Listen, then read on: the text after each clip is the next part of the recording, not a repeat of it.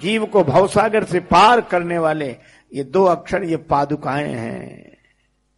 और भरत जी ने इन पादुकाओं को सिंहासन पर बिठा दिया। इसका अर्थ राम जी हमारे जीवन में आए तो हमें भी हृदय के सिंहासन पर पहले राम नाम को बिठा लेना चाहिए। राम जी आएंगे।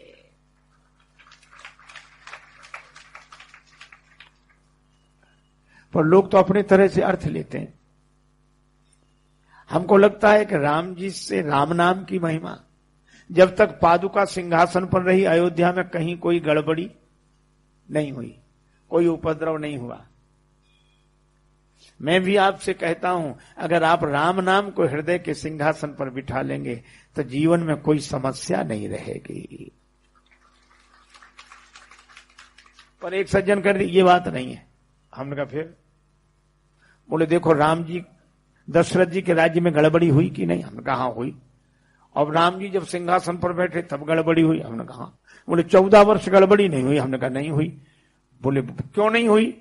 हमने कहा राम ना, अरे बोले ये बात नहीं, पादुका रखी थी सिंहासन पर, इसीलिए गड़बड़ी नहीं हुई।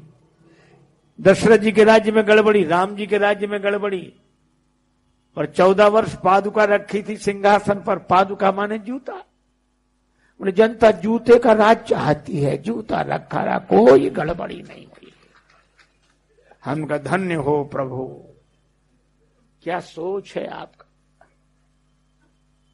भरत जी 14 वर्ष तक और पूजा करते हैं। नित्य पूजत प्रभु पावरी, प्रीति न हृदय समात, मांगी मांगी आय सुकरत, राज काज बहुभांति। पादुकाओं से आज्ञा लेकर राज्य काज करते हैं, पूजन करते हैं, एकांत में रहते हैं। नंदीग्राम करि परन कुटीरा, कीन निवास धर्म धुर धीरा। नंदीग्राम में कुटिया बनाकर रह रहे हैं श्री भरत। अच्छा एक बात है, भरत जी राज्य काज भी देखते हैं और बाबा जी भी हैं साधु। अब तो बड़ी मुश्किल है, आजकल कोई निकले तो लोग बुंदेलखंड में तो प्राय पूछते हैं बाबाजू। अब मालूम क्या कहते हैं, जाबाजू हो कि बाबाजू, मतलब संसार से जुड़े हो कि वन से भजन तपस्या कर। और मैं कहता हूं कि दोनों से जुड़े हुए को हम संत समझते ही नहीं है। रहीम जी ने एक दोहा कहा, काम करे संसार को मिलन चाहे करतार, कह रहीम कैसे बने 2 तुरंग असवार। संसार का काम करे, भगवान से मिलना चाहे, ये 2 घोड़े पर सवारी हो ही नहीं सकती। बात सही है, 2 घोड़े पर नहीं बैठा जा सकता, पर श्री तुलसीदास जी बोले हो सकती है। कैसे का काम करे संसार को हरिसों राखे टेक, कह तुलसियों बनत हैं 2 तुरंग रथ एक। घोड़े 2 हैं, रथ तो एक है। भरत जी साधु भी हैं और राजकाज भी देख रहे हैं। कितनी अद्भुत बात यह रामचरितमानस से मिलती है। पुलक गात ही यसी रघुवीरु, नाम जी है जप लोचन नीरू। कुशासन पर बैठने वाले ने 14 वर्ष शासन चलाया। ये राम राज्य, मुझे लगता है कि वन में राम राज्य भले ही राम जी ने बनाया हो, पर अयोध्या के भवनों में तो राम राज्य भरत जी की भावना ने बनाया है, तपस्या।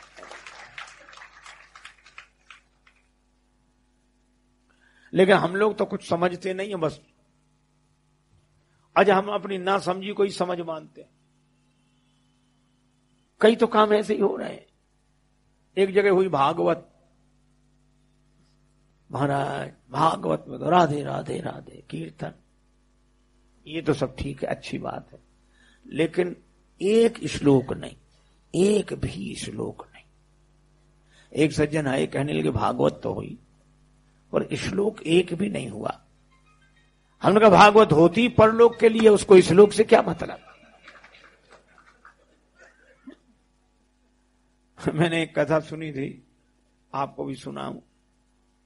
एक विद्वान गए काशी, 12 वर्ष रहे, संस्कृत का अध्ययन किया और श्रीमद् भागवत का विशेष रूप से पारायण, अध्ययन, भागवत पढ़कर लौटे।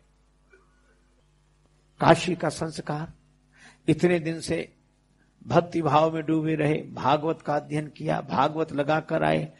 ब्राह्मण देवता थे, भागवत का पारायण करेंगे, पाठ करेंगे, भागवत की कथा सुनाएंगे। रेलगाड़ी में बैठे इन्हीं भावों में चले आ रहे हैं और माला लिए हुए सीताराम सीताराम राम राम राम राम, मस्त मस्त। आगे एक स्टेशन पर रेलगाड़ी रुकी, उन्होंने सोचा कि थोड़ा फलाहार कर लिया जाए, कुछ ले लें। फल लेने के लिए नीचे उतरे, सो जैसे ही जेब में हाथ डाला, जेब पहले चलती ना जेब वाले बनियान, सो उन्होंने जेब में जो हाथ ऐसे डाला पैसे निकालने के लिए, हाथ डाला तो हाथ उस तरफ निकल गया। पता नहीं किसने मामले बीच रास्ते में जेब साफ कर दी। अब पंडित जी ने कहा राम राम राम राम, तो बड़ा अनर्थ हुआ। टिकट भी ले गया, भैया रखो तुम अपने फल। बोले नहीं महाराज ले लो आप, थोड़े तो ले लो, अब नहीं पैसे तो नहीं। पंडित जी ने सोचा पहुंचे कैसे, टिकट भी नहीं है, पैसे सब कट गए, हम राम राम राम करते रहे, कोई काट के ले गया जी, क्या करें। अच्छा लोग भी बड़े अजीब, कम से कम राम राम करने वालों को तो छोड़ दो। हरिद्वार में जाते हम लोग, हरिद्वार ऋषिकेश गंगा जी किनारे, बड़ा मेला लगता है, स्नान करते हम लोग, हर हर गंगे हर हर गंगे हर हर गंगे। हमारे पूर्वज आकाश से देखते हैं कि हमारे कुल में ऐसे हुए, आज गंगा जी स्नान कर रहे हैं, हर हर गंगे बोल रहे हैं, हमारे कुल में ऐसे हुए। पूर्वज कितने प्रसन्न होते होंगे कि नहीं। लेकिन एक दूसरी बात भी है, हम लोग तो कर रहे हैं हर हर गंगे, वहीं आसपास घूम रहे हैं जेब कतरे लुटेरे चोर भी, क्या कहते हैं, तुम करो हर हर गंगे, हम कर देंगे तुम्हें नंगे, तुम नहाओ सामान लेके हम गायब। उनके भी पूर्वज देखते हैं, कहते हाय हमारे कुल में ये हुए। यही करना था तो झांसी कानपुर दिल्ली आगरा जाते, ये तीर्थ ही मिले थे। तो राम राम रटने वाले पंडित जी की जेब काट दी किसी ने रास्ते में, सब ले गया। पंडित जी ने कहा कोई बात नहीं, मुख में हो राम नाम, राम सेवा हाथ में, तू अकेला नाही प्यारे, राम तेरे साथ में। राम जी की कृपा से भागवत की पोथी है, भागवत का ज्ञान है, राम जी की कृपा है। स्टेशन पर वहीं उतर गए, रेलगाड़ी की दूसरी तरफ उतर के पार हो गए। सामने एक गांव दिखाई दे रहा था, 2-3 किलोमीटर दूर होगा। पैदल पैदल पैदल उस गांव तक पहुंचे। वहां इंटीरियर गांव, अविकसित गांव। उन्होंने सोचा कि इस गांव के पंडित जी के पास चले।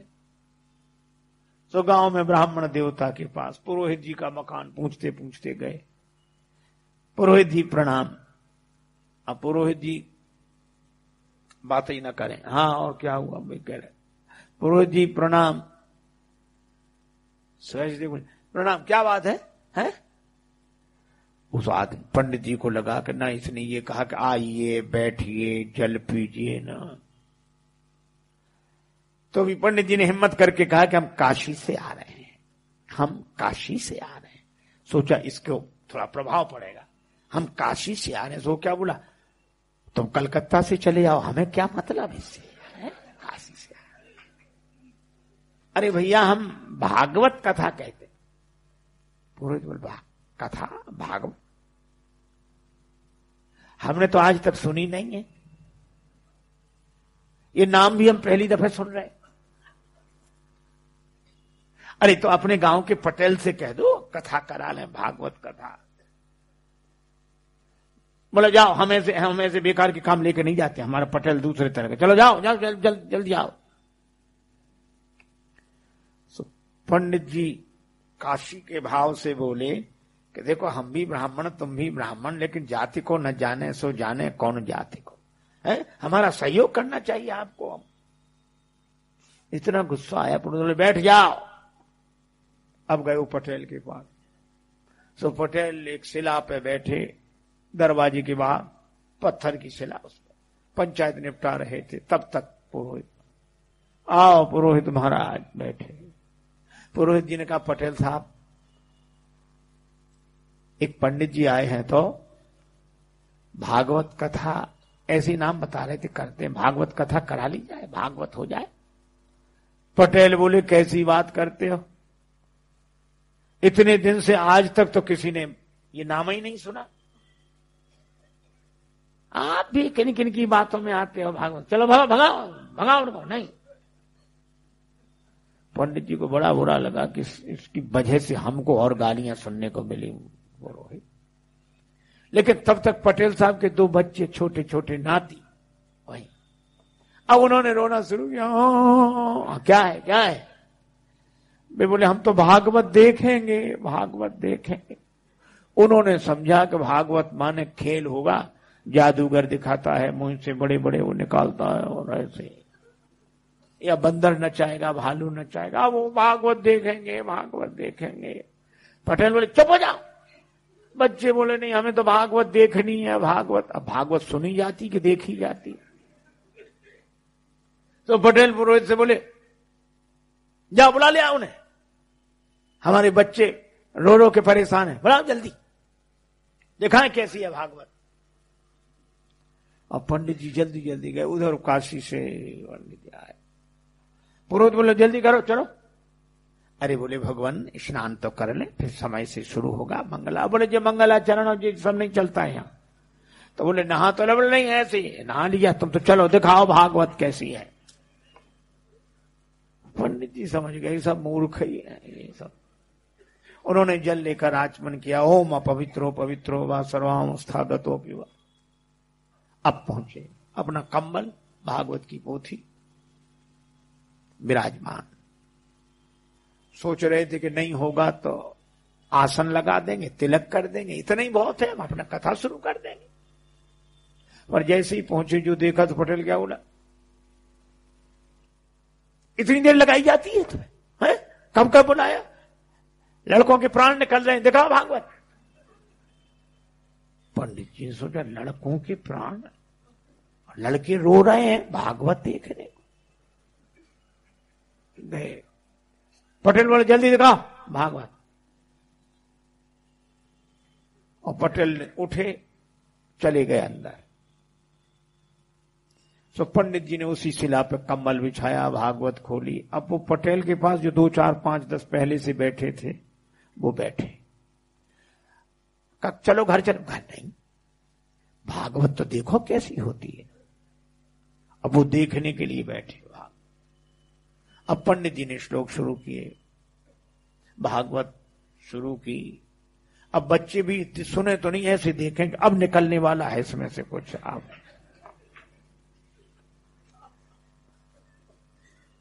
हे भगवान, 1 घंटा हो गया, वे लोग भी बैठे, बच्चे भी बैठे। और वो जो पटेल साहब अंदर गए थे वे भोजन करके आ गए। इनसे पंडित जी से कुछ पूछा न बताया। पंडित जी का जो भगवान की इच्छा।